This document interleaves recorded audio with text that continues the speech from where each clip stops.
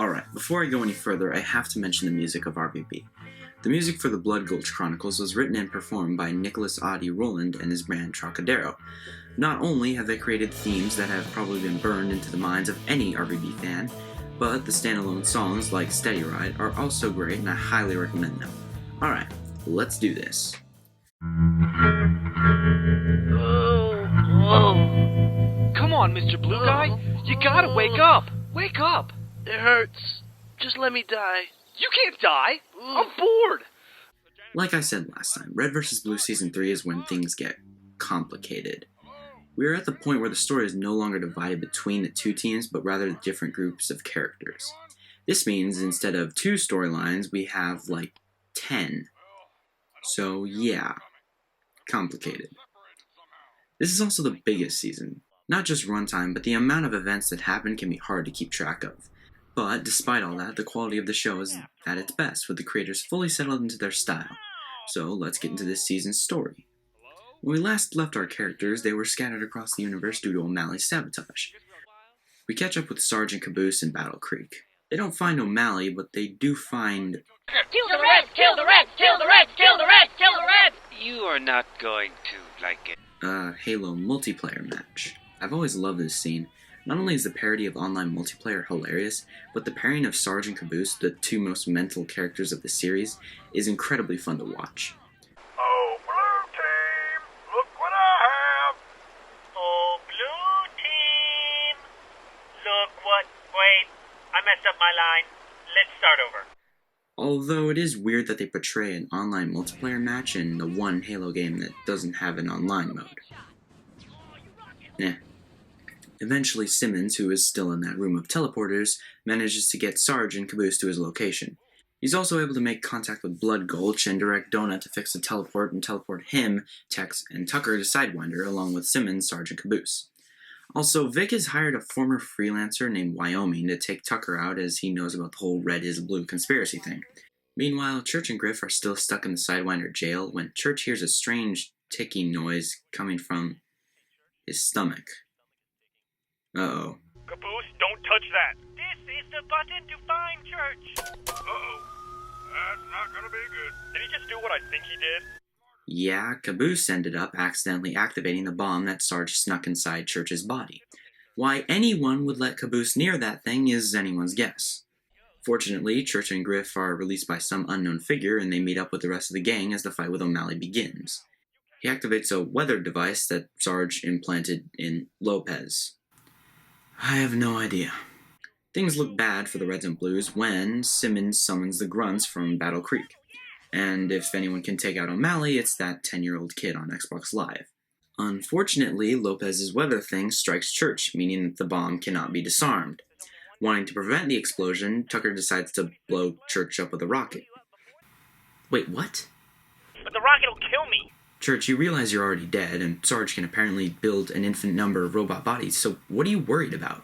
It doesn't matter, though, as Wyoming shoots the rocket out of Tucker's hands, allowing the bomb to explode, killing everyone. Alright, show's over, we're done here. Okay, no, the bomb doesn't kill our characters, but send them into the future. And here we get into my first major problem with the Blood Gulch Chronicles. The time travel. Never mind the fact that a bomb somehow sent people into the future, this still makes no sense. It's used in this season and a bit in Season 4, but after that it's never mentioned in Season 5 unless they need to cover a plot hole. Poorly. And after Blood Gulch, they don't even bother to do that. We'll get into that later, but I wouldn't have such a problem with it if it wasn't so useless. The only reason it's here is to explain the jump from Halo 1 to Halo 2. Other than that, the overall plot would be the same without it. In fact, the plot is held back by it. It creates not only an absolutely confusing timeline, but so many plot holes. And yes, I do know about the revelation in Season 8, but even that causes more plot holes and it's revealed way too late. And once again, it isn't even necessary to explain the jump between games, as when we jump from Halo 2 to Halo 3, or Halo 3 to Halo 4, there is no explanation, there's no dramatic reveal, there's no confusing time travel, and there's none needed. It still works.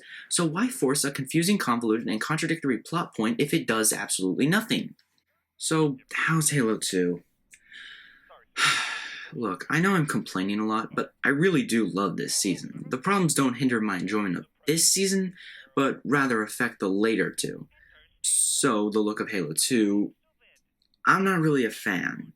I mean, the actual game is awesome and the graphics are great, especially for the time it came out, but it just doesn't really match the look of RVB. Just look at Halo 1. Bright, colorful, simple. Perfectly fits RVB, which I consider to be a cartoon. Now look at Halo 2. The colors are faded, it's more realistic, and it looks kind of dark. It's just, in a show where colors are literally in the title, for the look of that show to not be colorful, it doesn't fit. And yes, I do understand that this is no one's fault, and I'm really just yelling at empty air here, but my enjoyment of the later seasons of Blood Gulch just suffered. And now that I've ranted for 3 pages, we can finally get back into the story. Tucker wakes up and the Reds attempt to explain what happened, and it makes about as much sense as you'd think. The Red vs. Blue players present a Franklin Donut play, written and directed by Franklin Donut, in association with Light Red Danish Production. Can we just start? After messing around for a bit, Tex contacts the Reds, Tucker, and Caboose, and recruits them to fight O'Malley, who has set up shop in Zanzibar with Lopez, who is now a disembodied head and one of the grunts from Battle Creek. Tex hatches a plan to storm the base, plant a bomb, and blow O'Malley up. The plan actually goes surprisingly well, although Tucker ends up falling into a hole and finds Hey, asshole!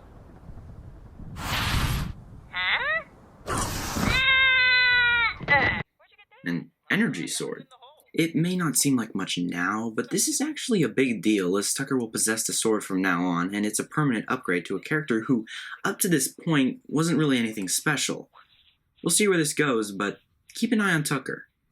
Meanwhile, Caboose plants a bomb and comes across a computer with a message from Church, who has been missing until this point.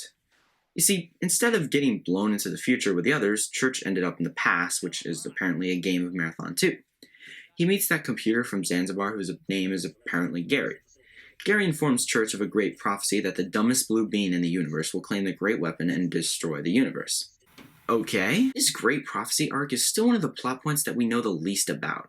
I won't get into it here because I honestly don't understand a lot of it and would likely come off as an idiot. Well, more than I already do. Anyway, in order to prevent this, Church has Gary teleport him to Blood Gulch shortly before Season 1 in an effort to prevent the bomb from going off. This is essentially the episode 50 special, which, due to time constraints, ended up divided into 3 parts. This is another favorite moment of mine. First off, we get to revisit Seasons 1 and 2 from a different perspective. Second, Church's attempts and failures to change the events of Blood Gulch is hilarious.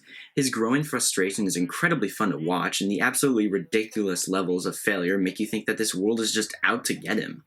Fuck this horse shit! He fails to stop the bomb from going off several times, in fact, and ends up creating a bunch of copies. Wait, how does that work? Never mind. Also, apparently Church is the one who released him and Griff from the Sidewinder prison. Which, considering later events, doesn't make a lot of sense. I hate to interrupt, but 0 seconds. Uh-oh. Church! What can I tell you, dipshit? For better or for worse, I'm back.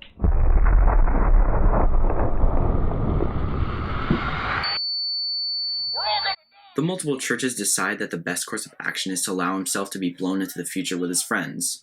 Although he ends up appearing right before Tex's bomb goes off and not when everyone else shows up in the future. Never mind. He has Gary deactivate the bomb, and with O'Malley and Lopez retreating, the Reds and Blues actually emerge victorious. Granted, they didn't meet their goal, but they weren't killed either. Thumbs up in my book. Now, you'd think we'd be done here, but we have a ways to go. The Blues and Tex talk to the bomb, who's named Andy and can talk. Don't ask. Hey, are you talking about me? What? While the Reds receive a distress beacon from someone.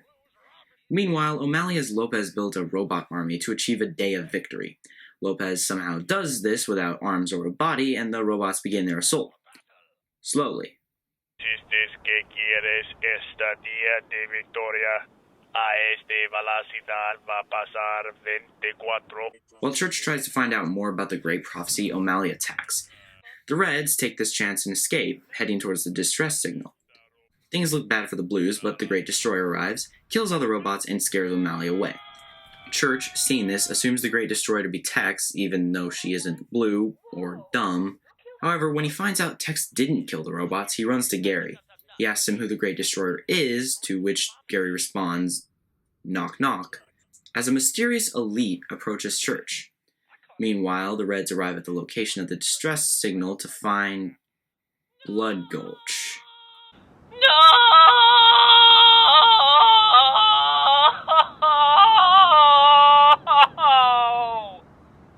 This sucks. And that is how we end the incredibly big Season 3. Seriously, look at how much happened. It's no wonder that this is the longest season. And despite what I ranted about this season, I still really love it. All the weird plot things in the world don't take away from the Battle Creek scenes, or Tucker's Sword, or Episode 50. But really, look at how far we've come. It's unlike this show to be so productive. So I guess it's fitting that the next season has barely anything happen in it. But we'll save that for next time. Adios. Persephone and she to me